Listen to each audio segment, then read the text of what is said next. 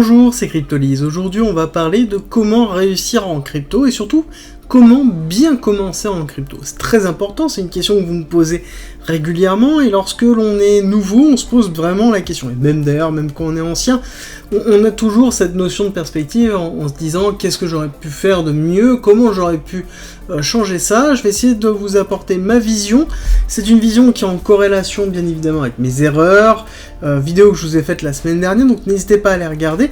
C'est très important parce que c'est en corrélation totale avec l'expérience que l'on a, l'expérience que l'on a eue, et surtout, je pense que ça va être des éléments qui sont très importants dans la compréhension. Donc je vais essayer de vous donner tout ça, et je vais terminer sur un petit checkpoint, on va dire, comme ça, une série de listes de points sur lesquels vous pouvez vous dire, ok, bah ça je sais, ça je sais, ça je sais, et qui va vous aider un petit peu à déterminer quel est votre niveau en termes de compréhension au niveau de la crypto-monnaie et au niveau des blockchains. Alors, déjà, je dis au niveau de la crypto-monnaie et des blockchains, parce que le premier point, c'est comprendre que la crypto-monnaie, on ne peut pas s'intéresser, on ne peut pas s'investir dans la crypto-monnaie sans comprendre ce qu'est la blockchain, et forcément la compréhension de la blockchain demande pas mal d'investissement et de temps, et donc ça, il faut bien le retenir, c'est qu'on ne peut pas différencier les deux, ou en tout cas, c'est très compliqué de différencier les deux, et moi, personnellement, je ne le préconise pas, parce que quand on investit en crypto-monnaie, ou quand on veut s'intéresser dans la crypto-monnaie, on doit s'intéresser à la technologie qui est derrière.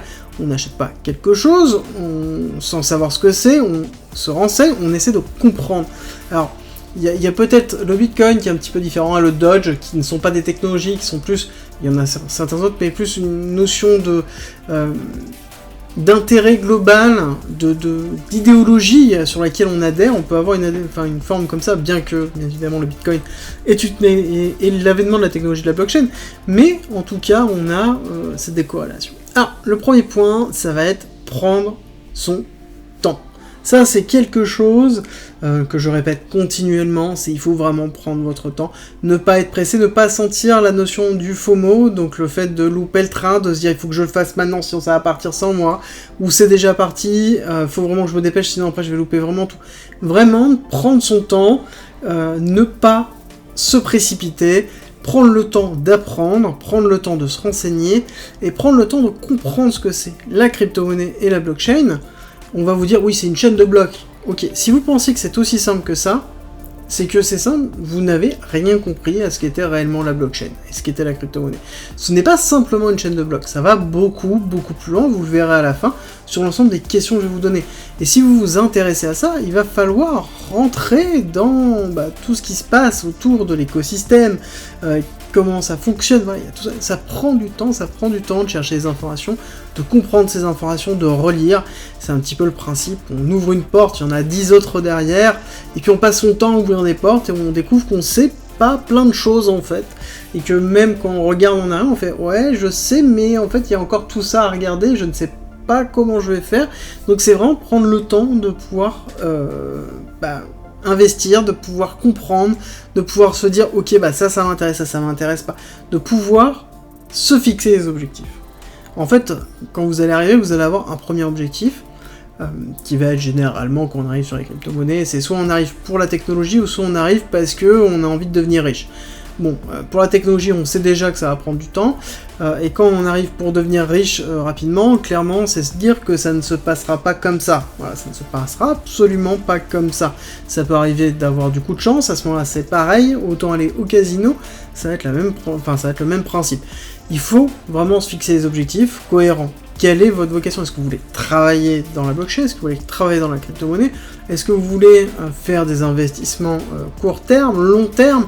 Quels sont vos objectifs? Est-ce que vous voulez être développeur blockchain? Est-ce que vous voulez être community manager blockchain? Est-ce que vous voulez... Voilà. Il faut comprendre votre objectif. C'est vraiment important de se fixer ça. Déjà, ce n'est pas parce que vous voulez travailler dans la crypto-monnaie, dans la blockchain, que vous devez être développeur. Il faut bien comprendre que c'est une industrie qui est un système sur lequel les sociétés ont besoin de tout corps qui existe dans toutes les autres sociétés. D'accord ? On a besoin de comptables, on a besoin de community managers, on a besoin de personnes pour écrire des textes, on a besoin de personnes pour traduire, on a besoin de personnes pour animer, on a besoin de personnes pour faire la comptabilité, l'investissement, le contrôle des gestions. Tout ça, en fait, on a besoin d'avocats, on a besoin de tout ce corps de métier qui existe partout, en fait, sauf qu'on a besoin qu'ils aient des connaissances déjà en blockchain et en crypto-monnaie. Donc, globalement, la compétence à avoir, c'est la compréhension de l'écosystème. Et du coup, ça vient à un autre point, c'est maintenant que vous avez fixé vos objectifs, vous savez que ça va prendre du temps, vous n'êtes pas pressé, il va falloir commencer à comprendre l'écosystème, comprendre ce qu'est la blockchain, ce qui se passe dans un projet. Il y a plein de projets, que ce soit dans les blockchains, que ce soit les projets de blockchain en elle-même, et même les projets dans des projets de blockchain. Donc forcément, on a un petit peu les poupées russes qui s'emboîtent, et donc il faut vraiment prendre le temps de comprendre comment cet écosystème entier fonctionne pour pouvoir se focaliser sur un ou deux actifs. Et c'est là où j'arrive sur la notion d'exposition. Je vous en parle déjà depuis un certain temps. Il ne faut pas trop s'exposer, que ce soit en pourcentage de capital, que ce soit sur un seul actif. Et il ne faut pas surtout tomber dans la notion de surexposition et de surdiversification. C'est-à-dire que, généralement, quand on commence, on se dit il faut se diversifier. C'est un petit peu le même principe, c'est je jette un billet sur toutes les cryptos que je vois, et je considère que je suis diversifié. Non, c'est pas la diversification. La diversification, c'est en effet ne pas être all-in sur un projet, mais c'est aussi ne pas être sur une multitude de projets qu'on est incapable de comprendre ou de suivre. Il faut sélectionner au début, quand on arrive, 1, 2, 3 projets maximum, et commencer à comprendre comment ça fonctionne, commencer à investir un tout petit peu juste pour tester, voir comment ça marche, comprendre l'évolution, et ensuite, pourquoi pas augmenter son exposition, que ce soit en nombre de cryptos, ou que ce soit en pourcentage. Mais il est important de comprendre ce sur quoi vous investissez, comprendre le fondement, comprendre la technologie, et pas aller dans les généralités que l'on a à chaque fois. C'est-à-dire que quand on aborde n'importe quelle blockchain, ça va être la blockchain qui va révolutionner tout, la scalabilité décentralisée, peu cher, voilà, c'est parfait à chaque fois. Mais à chaque fois, enfin voilà, il faut prendre du recul par rapport à ça, comprendre vraiment ce que ça apporte, et ce n'est pas parce que c'est une bonne idée, que c'est une bonne technologie, que forcément ça marchera. Voilà, ça déjà, il faut l'assimiler bien. On peut avoir tout fait parfaitement et faire un gros flop parce que, 1, il y a le marché, et 2, il y a la chance aussi, il y a un vecteur de chance qui rentre dedans, et c'est très important de prendre conscience de ça, et donc du coup ça sous-entend que si vous voulez sortir des généralités, il faut déjà diversifier vos sources d'informations, et il faut surtout après s'impliquer. S'impliquer soit dans les projets en eux-mêmes pour pouvoir les suivre, être sur les Discord, être sur les Telegram, discuter avec les gens, suivre les différentes informations, que ce soit Twitter, Discord, que ce soit des discussions aussi qui sont contre le projet qu'on essaie de suivre. C'est important d'avoir les deux informations, pour et contre, il ne faut pas avoir qu'un seul biais, c'est très important. Et derrière, pareil, pourquoi pas s'impliquer dans un Discord qui regroupe pas mal d'informations. C'est une des raisons pour lesquelles, notamment, j'ai créé le Discord Cryptolyse, sur lequel il y a beaucoup d'informations sur la crypto-monnaie, la blockchain, le trading et l'investissement. Il y a plein de choses, il y a des guides, il y a des discussions, il y a des canaux sur quasiment toutes les cryptos, enfin en tout cas sur beaucoup de cryptos, donc pas hésiter à aller. Et c'est ce type de complexité sur lequel j'ai eu l'idée de créer ce Discord-là, parce que c'est vrai qu'on a toujours un florilège d'informations, et on est obligé de passer d'un Discord à l'autre, d'un Telegram à l'autre pour essayer de récupérer les infos. Là, j'ai essayé de tout centraliser, et de centraliser aussi les discussions des personnes dessus. Ça peut être des discussions de personnes qui sont contre, qui sont pour, et c'est justement la notion de discussion qui va donner votre capacité à savoir où vous en êtes, à avoir une opinion qui est factuelle. Si vous vous abreuvez de quelqu'un qui est toujours pro quelque chose, vous allez avoir qu'une seule vision. Et c'est pour ça que l'implication est essentielle. L'implication sur les projets, montrer que vous êtes là, joue énormément. Pourquoi ? Parce que, admettons, vous ne voulez pas faire qu'investir, vous voulez commencer à travailler dans la crypto. Être investi dans des communautés de blockchain ou de crypto-monnaie ou de communautés, c'est un gros avantage. C'est qu'on commence à vous connaître, on commence à voir ce que vous faites. Ne pas hésiter à utiliser votre temps pour essayer d'écrire des papiers, écrire des petits posts, écrire des guides, écrire des informations, traduire des choses, relayer des informations, montrer que vous êtes là, montrer que vous apprenez, montrer que vous évoluez. Et ça, c'est vraiment important parce que c'est comme ça qu'on détecte s'il y a des personnes qui sont intéressantes. Et c'est toujours comme ça que ça se passe, alors que ce soit dans la crypto-monnaie, c'est le cas dans le Web3, mais même ailleurs, quand on est par exemple dans du Web2, le réseautage, l'implication dans une communauté fait que on est présent et on pense à cette personne-là, en tout cas les personnes pensent à ces personnes-là quand ils ont un nouveau projet, quand ils ont des informations. Et c'est normal, c'est logique et c'est comme ça que ça fonctionne. Ce n'est pas en étant demi-teinte ou juste spectateur que vous allez vous faire remarquer, ou en tout cas que vous allez être un membre majeur d'une communauté. Il faut participer, que ce soit vrai, faux, ce n'est pas grave, il faut être présent, il faut montrer que vous cherchez, il faut essayer d'être une valeur ajoutée à la communauté dans laquelle vous interagissez. Et c'est pour ça que je vous dis, ça prend du temps, c'est essentiel, c'est normal, et c'est pour ça que, justement, je vous dis de contrôler votre exposition. Choisissez une ou deux communautés, choisissez un ou deux projets maximum, investissez-vous, travaillez sur vous-même, travaillez sur les connaissances que vous avez, et exploitez ces connaissances-là avec des discussions avec d'autres personnes, des échanges que vous allez avoir pour confronter vos arguments et confronter vos visions.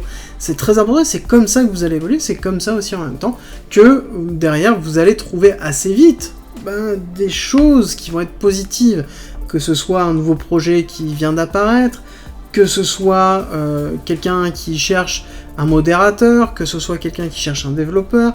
Voilà, il y a toujours des opportunités. Il faut savoir juste, un, les attraper, les saisir, et deux, les provoquer. Les opportunités, ça se provoque, et ça se provoque par le travail, par l'implication, et le temps investi.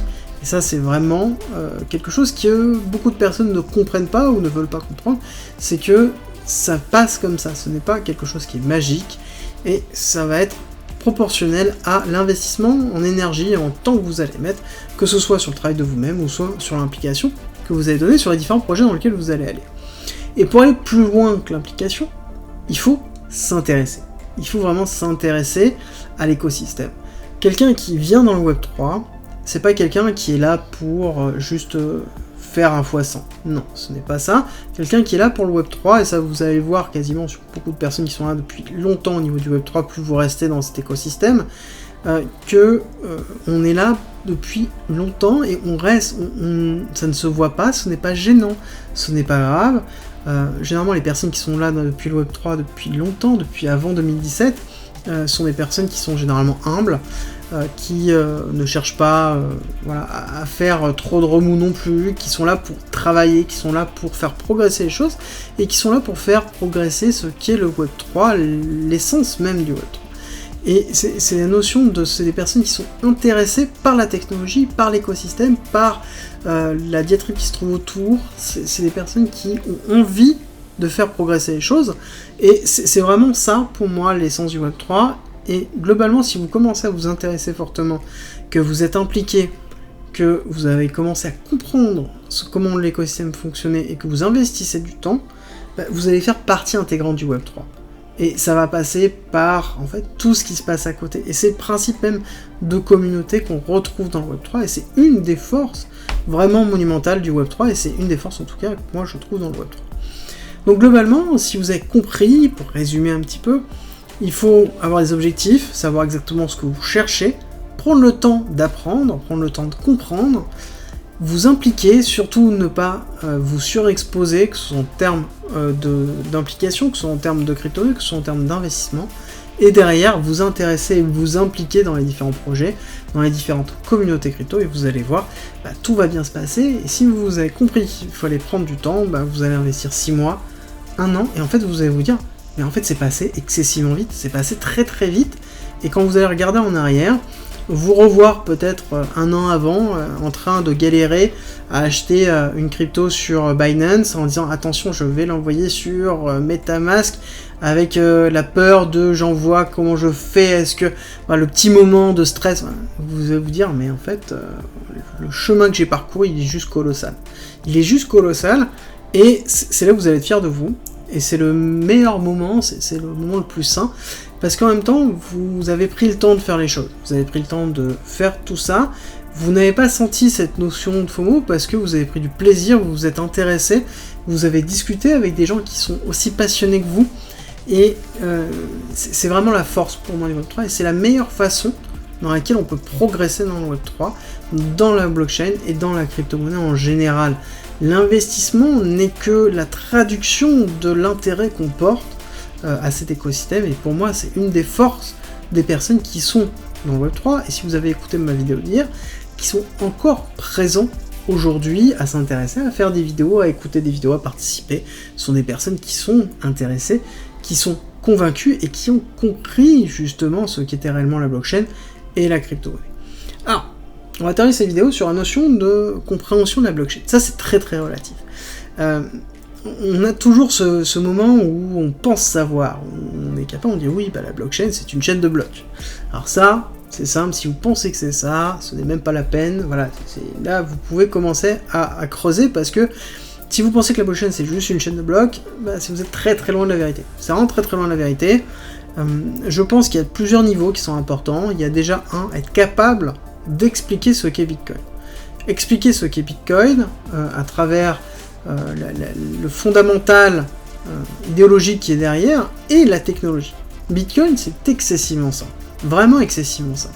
Il faut être capable de l'expliquer et de comprendre toutes les implications de ça. Parce que c'est excessivement simple et c'est le premier niveau vraiment simple. Ensuite, le second niveau, c'est expliquer ce qu'est une blockchain.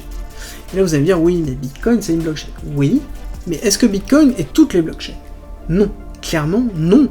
Bitcoin est une forme de blockchain qui repose sur une forme de consensus, qui repose sous un certain nombre de points principaux, mais ce n'est pas toutes les blockchains. Et donc, du coup, il faut être capable d'expliquer ce qu'est une blockchain d'ordre général, et être capable aussi d'expliquer la différence entre Bitcoin et les autres blockchains, et Bitcoin et par exemple Ethereum.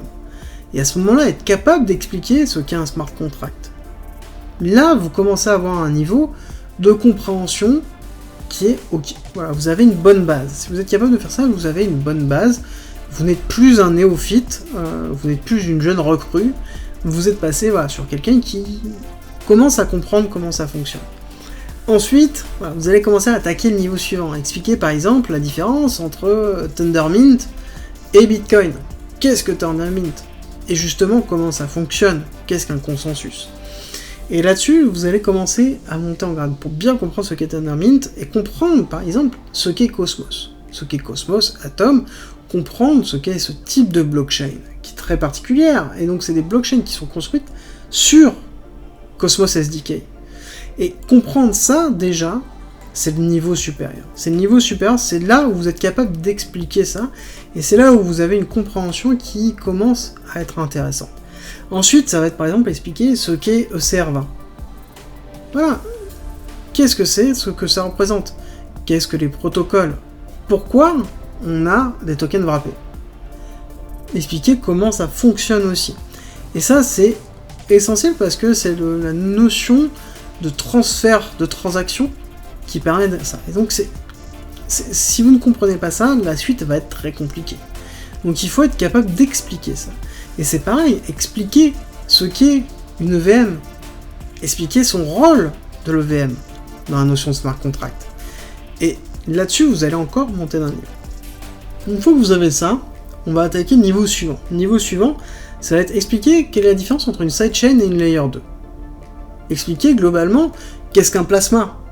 Et tout ça, ça va être globalement l'explication de l'ensemble des types de blockchain et vous commencez à donner une cohérence à l'écosystème de la blockchain. À travers ces explications-là, ça montre que vous êtes capable de comprendre l'ensemble des blockchains et comment elles s'interfacent entre elles. Ensuite, vous pouvez expliquer par exemple ce qu'est le sharding. Le sharding, c'est quelque chose sur lequel vous montrez que vous avez une connaissance des problématiques des blockchains et comment, des idées de solutions par rapport à ça. Le sharding, juste dire que c'est un agglomérat de sous-blockchain pour former une blockchain n'est pas suffisant. Il y a différents types de sharding. Il y en a même un certain nombre. Comprendre pourquoi il y en a qui sont intéressants, d'autres beaucoup moins, et quelle est la différence entre les deux, et quelles sont les complexités du sharding. C'est-à-dire que ce n'est pas des solutions miracles, ce sont des solutions qui apportent des solutions, oui, mais qui apportent aussi leur dose de problème. Et ça, s'il faut l'assimiler, il faut être capable de l'expliquer. Ensuite, ça va t'expliquer comment fonctionne un bridge, à quoi ça sert, et surtout, comment ça fonctionne. Comment les fonds, en fait, transitent entre une blockchain et une autre.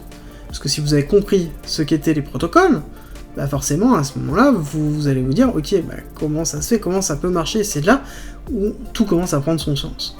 Et vous serez à ce moment-là capable d'expliquer quelles sont les difficultés de l'interopérabilité entre les blockchains. Quelle est la difficulté que toutes les blockchains ne soient pas interopérables, et quelle est la complexité de les rendre interopérables. Là, vous arrivez à un niveau supérieur. Et ensuite, vous allez arriver dans des choses qui sont plus compliquées, sur lesquelles vous commencez à être, là pour moi, jusqu'à maintenant, on va s'arrêter là, jusqu'à maintenant, vous êtes sur quelqu'un qui comprend l'écosystème. Vous n'êtes pas un expert, loin de là, vous n'êtes pas sur quelqu'un qui est versé en blockchain, vous êtes quelqu'un qui comprend l'écosystème. Vous n'êtes plus la recrue, vous n'êtes plus le jeune nouveau qui commence à comprendre, vous êtes quelqu'un qui comprend ce qu'est une blockchain. Là-dessus, on attaque la suite qui va être par exemple, qu'est-ce qu'un rollup ? À quoi ça sert ? Comment ça fonctionne ? Et ensuite, expliquer pourquoi pas la différence entre un ZK rollup et un Optimism rollup. Quels sont les avantages et les inconvénients ? Qu'est-ce que le Zero Knowledge Proof ? Qu'est-ce qu'un snark ? Comment ça fonctionne ? Alors sans forcément rentrer dans la partie mathématique, mais comprendre la partie logique et bien comprendre quelle est la différence par exemple d'une technologie comme Mina et un ZK Rollup. Quelle est la différence entre les deux ? Et c'est là où vous allez commencer à monter de niveau dans la compréhension générique de ce qu'est l'écosystème des blockchains, de à quel point c'est enrichissant, à quel point c'est en innovation, et à partir de ce moment-là, vous n'êtes pas un expert, non, mais vous êtes dans un niveau avancé sur lequel vous avez la capacité de comprendre, par exemple, ce qu'est un ZK-EVM. Quel est l'impact qu'a fait Polygon en annonçant son ZK-EVM open source ? Vous êtes capable de comprendre l'implication que va avoir The Merge sur l'ensemble de l'écosystème des blockchains, en comprenant, l'impact que ça a au niveau des modifications qu'il va y avoir par la suite, à travers The Surge, avec le sharding, avec la modification des EVM, avec derrière le Merkle Tree, comprendre ce qu'est un Merkle Tree, comprendre comment ça fonctionne, et c'est très très important, et c'est là où vous allez vous dire, ok, bah là j'ai progressé, là j'ai une capacité. Clairement, ça prend du temps. Clairement, ça prend beaucoup de temps, mais ça prend aussi de la passion. Voilà. C'est quelque chose sur lequel je pense que passer un certain niveau, il faut être passionné, et je pense que plus on va s'intéresser, plus on va devenir passionné, parce que c'est quelque chose qui est excessivement enrichissant. C'est un monde, le Web3, qui est rempli de personnes qui sont fascinantes, qui sont différentes les unes des autres, et pourtant qui travaillent ensemble. On est sur quelque chose qui est totalement hétéroclite, qui regroupe des personnes qui ont envie de progresser, qui regroupe des personnes qui travaillent ensemble. Et c'est vraiment un des aspects primordiaux pour moi du Web3, et c'est une des raisons pour lesquelles je suis toujours là, malgré tout ce qui a pu se passer, et que je crois toujours en ce qu'est la blockchain, en ce qu'est le Web3, et l'avenir de tout ce qui se passe. Et c'est pour ça aussi une des raisons que j'ai créé ce Discord, donc qui est à disposition en commentaire et en description, pour regrouper toutes ces informations-là, pour montrer qu'on peut discuter, on peut partager, et que c'est l'essence même du Web3, et c'est comme ça qu'on progresse, on progresse tous ensemble de cette façon-là. C'est vraiment l'idée générale du Web3, et c'est la meilleure... En fait, à partir du moment où vous comprenez ça, ça veut dire que vous avez compris comment fonctionnait la crypto, comment fonctionnait la blockchain, et où vous en êtes. Donc ça veut dire que vous avez réussi votre apprentissage, vous avez réussi à bien démarrer en blockchain. Et pour le petit mot de la fin, nous sommes en correction, nous sommes en phase de bear market, nous sommes en phase de construction. Parce que beaucoup voient comme étant une phase qui est négative, mais si vous êtes là dans la blockchain depuis un certain temps, vous savez que ce n'est pas une phase négative, c'est une phase qui est excessivement positive. Vous construisez le prochain bull run. Vous construisez les prochaines innovations. Vous construisez les connaissances que vous avez sur eux. C'est ça, en fait, le bear market. Et c'est ce qui est important. Et c'est, en termes de temps à donner, c'est le moment où il faut investir le plus pour préparer la suite, pour pouvoir, justement, être prêt pour la suite et comprendre. C'est là où vous avez le temps de faire les choses. C'est là où il y a le moins de projets, où les projets qui restent sont généralement les projets les plus solides. Et c'est là où vous êtes capable de faire le tri du vrai du faux. C'est là où vous êtes capable de pouvoir apprendre ce qu'est un bon projet, pour pouvoir après comparer avec le reste et savoir déterminer est-ce que c'est une véritable révolution ce qu'on est en train de proposer, ou est-ce que c'est juste une amélioration, est-ce qu'on transcende ce qui est déjà existant, ou est-ce que c'est une légère différence.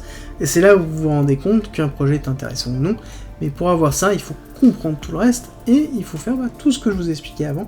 Après, c'est vrai que ce n'est que ma vision, mais bon, c'est tiré de mes propres erreurs, de mon expérience, que ce soit en crypto-monnaie ou dans d'autres systèmes bien évidemment, et d'autres lieux, que ce soit le trading, notamment, c'est un peu identique. Je pense que je ferai la même vidéo pour le trading, n'hésitez pas à me dire ce que vous en pensez en commentaire, c'est avec plaisir que je dirai que je répondrai, et si ça vous intéresse sur le trading, je ferai un petit peu la même chose sur une vidéo du dimanche.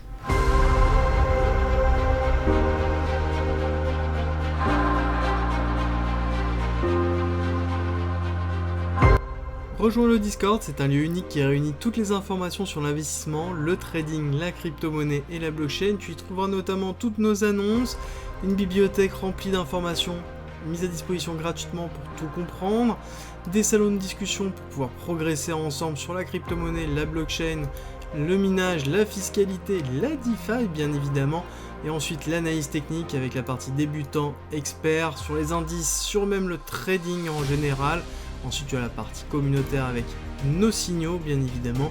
Et ensuite, les services communautaires, donc de la communauté à la communauté, ainsi que les annonces de recrutement et des salons de discussion pour discuter de chacun des coins, de tes coins préférés. Ensuite, en étant membre du Discord, tu as accès à cryptolist.fr avec plein de guides écrits mis à disposition gratuitement, ainsi qu'un ensemble de vidéos mises à disposition gratuitement, sur lesquelles tu vas y retrouver plein d'informations pour pouvoir te former notamment sur la psychologie, la DeFi, l'investissement, le trading, l'analyse technique bien évidemment, ainsi que les futurs, la gestion des futurs, construire sa propre stratégie, comprendre la technologie de la blockchain et encore avoir accès aux lives, tout simplement rediffusés, qui sont sur le Discord où on traite justement de sujets d'actualité et on discute ensemble et on va plus loin. D'ailleurs, si tu veux aller plus loin, le premium est à disposition et n'hésite pas à nous rejoindre sur le Discord et à poser des questions dessus, tu auras toutes les informations.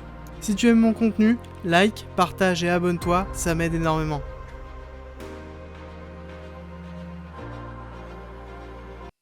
Merci d'être resté avec moi jusqu'au bout. Abonne-toi, partage si t'as aimé et rejoins-nous sur Discord. C'est avec plaisir qu'on t'accueillera. Et à très vite.